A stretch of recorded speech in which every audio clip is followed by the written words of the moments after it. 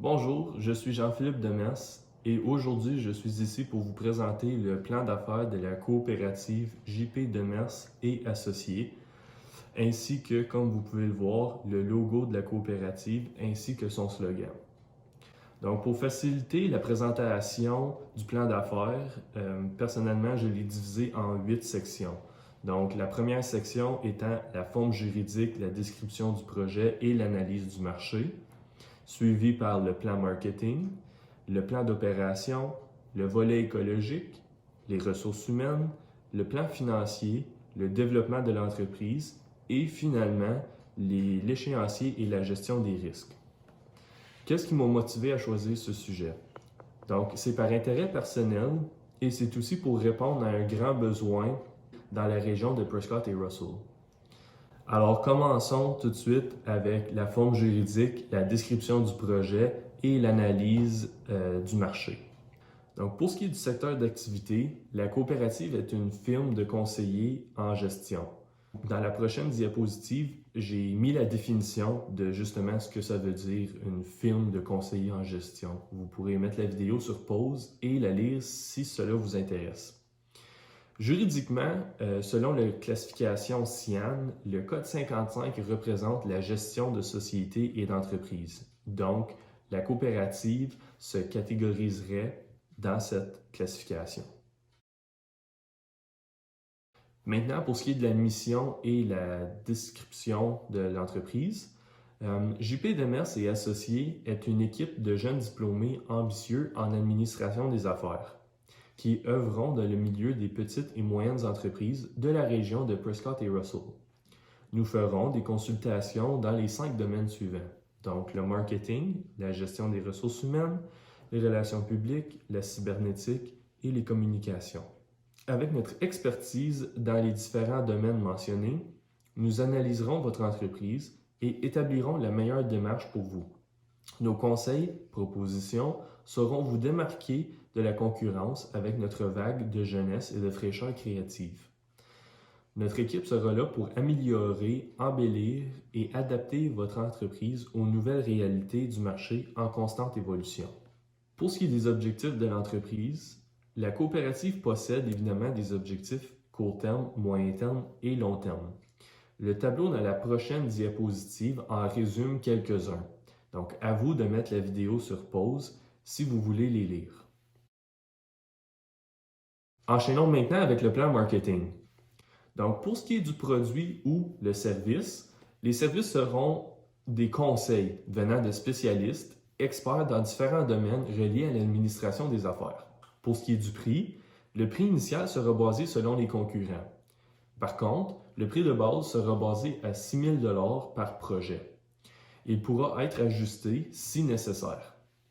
Pour ce qui est de la place, chaque expert se déplacera directement chez le client afin de discuter et de voir comment les choses se font dans leur entreprise. Et à partir de là, établir un plan qui comporte la meilleure démarche pour le client.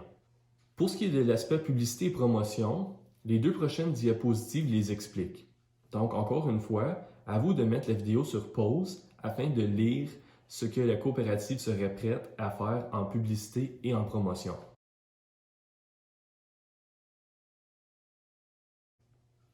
Pour ce qui est des concurrents, les 3 plus grands concurrents de la région de Prescott et Russell sont Lalande et Goujon, Martin Lasselle Consultant et Alea Marketing Solutions. Maintenant, pour ce qui est du positionnement de la coopérative, donc la stratégie de positionnement qu'utilisera la coopérative sera une position unique, car les 5 spécialistes auront assurément tous les éléments nécessaires pour répondre aux besoins des clients. Des services uniques ainsi que des éléments de différenciation seront ce qui démarquera la coopérative des concurrents aux yeux des clients potentiels.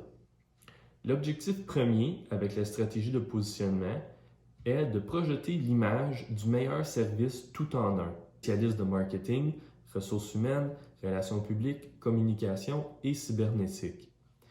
Étant donné que la coopérative est une jeune entreprise, les prix seront compétitifs et peut-être même avantageux pour les clients. La coopérative se donne 5 ans pour se faire connaître dans la région avec cette même stratégie. Passons maintenant au plan des opérations. Pour ce qui est des équipements, la coopérative devra voir à ce que tous les employés possèdent des équipements nécessaires et les outillages. Donc, c'est-à-dire un ordinateur, une imprimante, téléphone cellulaire, et etc. Pour ce qui est de la gestion des opérations, pour assurer la qualité de chacun des projets et la satisfaction des clients, un contrat en bonne et due forme sera signé. Premièrement, tous les membres de la coopérative travailleront ensemble pour réaliser les projets des clients. Deuxièmement, chacun des membres de la coopérative lira et analysera le travail des autres. Troisièmement, des rencontres avec les clients seront organisées tout au long de la création du projet. Dans cette diapositive, vous pouvez voir le processus d'acquisition de la demande de la coopérative. Vous n'avez qu'à suivre les flèches afin de voir comment les demandes seront traitées par la coopérative. Pour ce qui est du volet écologique, il se résume en une phrase très simple. Le motto de la coopérative est de protéger l'environnement dans sa globalité dans tous les projets qu'elle réalisera pour les clients. Passons maintenant au volet des ressources humaines. Voici l'équipe. Donc, vous pouvez voir, je suis présent, Jean-Philippe, spécialiste en marketing, et vous pouvez aussi voir tous les autres spécialistes. Pour ce qui est de la participation financière des membres de la coopérative, 2 à 4 % du salaire annuel de chacun des membres doit être absolument réinvesti dans l'entreprise. Pour ce qui est de la responsabilité financière de chacun, 100% des profits sont divisés entre les 5 membres de la coopérative, donc 20% chacun. Il y a une responsabilité de se garder une réserve monétaire, bien sûr, ou même avec ce 20%, ils peuvent engager des employés pour les aider à accomplir leurs projets et leurs tâches pour les clients de la coopérative. Le conseil d'administration sera composé des 5 membres de la coopérative. Les partenaires suivront le cours de certification de santé et sécurité au travail de l'Ontario. Des sessions de gestion de temps, de stress et d'autres formations seront recommandées pour assurer la bonne santé physique et mentale de chacun des membres de la coopérative. Passons maintenant à l'organigramme. Comme vous pouvez le voir, l'organigramme n'obtient aucune structure hiérarchique. Tout le monde est égal. Vous pouvez aussi voir les conseillers externes que la coopérative pourrait avoir de besoin, ainsi que des partenariats qu'elle pourrait effectuer avec la Cité collégiale et l'Université d'Ottawa. Passons maintenant au plan financier.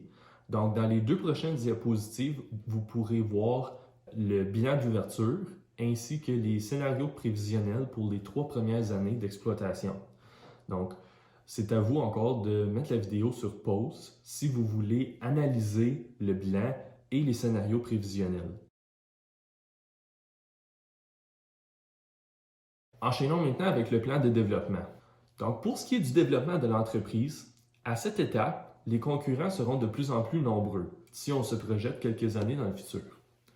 Alors, il sera essentiel de refaire une analyse de la concurrence pour réévaluer la position de la coopérative sur le marché. D'autres étapes essentielles seront de réanalyser les parts de marché, revoir le portefeuille des clients, réanalyser les 4 P du marketing mix, surtout le prix, pour rester compétitif comme entreprise. Pour ce qui est du plan futur de recherche et développement, donc avec le temps, ouvrir un bureau en commun où tous les membres pourraient travailler ensemble serait peut-être une économie financière. Parce que pour le moment, chacun des membres œuvrera de leur domicile et des rencontres se feront ici et là. Nous voulons aussi ajouter 2 spécialistes à l'équipe, comme un comptable ou même une firme d'avocats dans les années futures. Et bien sûr, si ce n'est pas déjà fait, enregistrer le logo de la coopérative. Passons maintenant à l'échéancier et la gestion des risques. Donc, voici les grandes étapes à compléter du projet avant d'ouvrir la coopérative et de mettre en œuvre ses services. Donc, encore une fois, je vais vous les mettre ici et vous pourrez les lire si cela vous intéresse.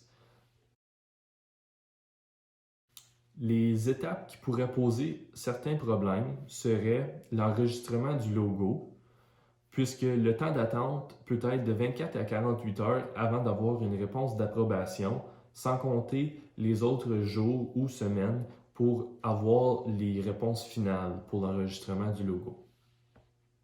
Pour ce qui est du recrutement, faire des entrevues et trouver quelqu'un qui représentera un atout pour la coopérative peut être difficile. Créer de la publicité, les résultats de publicité peuvent se faire attendre avant de porter fruit. Pour ce qui est de la prospection des clients, c'est un processus qui parfois entraîne beaucoup de rejets.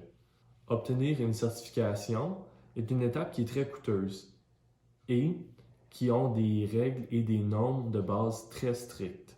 L'obtention des permis municipaux est une étape très longue qui demande beaucoup de temps et de patience. Puis, effectuer une étude de marché solide est quelque chose qui est très important afin de bien démarrer votre entreprise. Pour ce qui est des difficultés et les risques, donc nous pouvons prévoir des imprévus dans la préparation ou l'organisation de la coopérative, des difficultés quant à la recherche du financement pour le projet, mauvaise évaluation du prix par projet, difficulté à atteindre nos objectifs pour la première année, manque de détails ou de profondeur dans certaines étapes du plan d'affaires. Donc ici, on peut prévoir que certaines étapes auront peut-être été complétées à la légère, ce qui apporte un risque au niveau de l'élaboration de certaines étapes, donc des imprévus. Le manque de spécialistes dans certains domaines, suite à l'analyse de la clientèle et l'étude de marché, il y aura peut-être des modifications à faire au sujet du recrutement et des spécialistes nécessaires afin de démarrer la coopérative. Il y a aussi une difficulté pour obtenir les permis. Pour tout ce qui est légal, le temps requis peut être long et c'est un autre facteur de risque pour la coopérative. Solution de rechange et comment éviter ces problèmes? Eh bien, toujours la recherche de nouveaux clients, atteindre des objectifs de part de marché, donc meilleure planification, financement de départ, donc planifier plus de temps pour trouver le financement nécessaire, la gestion financière et la comptabilité, bien gérer les finances, les objectifs non réalistes, donc trouver des objectifs qui seront réalistes, faire une analyse plus approfondie, étudier chacun des détails non certains dans le plan d'affaires, faire appel à de nouveaux experts pour combler le manque et aussi presser les paliers gouvernementaux et municipaux pour justement avoir les permis à temps. Pour ce qui est de la conclusion et des remerciements, premièrement, j'aimerais remercier la Cité collégiale car grâce à leur cours de projet d'intégration en marketing, j'ai pu apprendre comment rédiger un plan d'affaires comme celui-ci. Alors, merci. J'espère qu'avec cette vidéo, vous pouvez maintenant comprendre et analyser comment la coopérative JP Demers et Associés peut vous aider à améliorer votre PME. Je souhaite aussi que pour les investisseurs qui nous regardent, vous pouvez voir le sérieux de ce projet dans ce plan d'affaires et que cette présentation peut vous encourager à justement investir et contribuer à ce projet. J'aimerais terminer en rappelant que JP Demers et Associés sera toujours là pour améliorer, embellir, adapter votre entreprise aux nouvelles réalités du marché en constante évolution. Donc, un grand merci à vous tous et à vous toutes et soyez assurés de notre collaboration totale. Merci.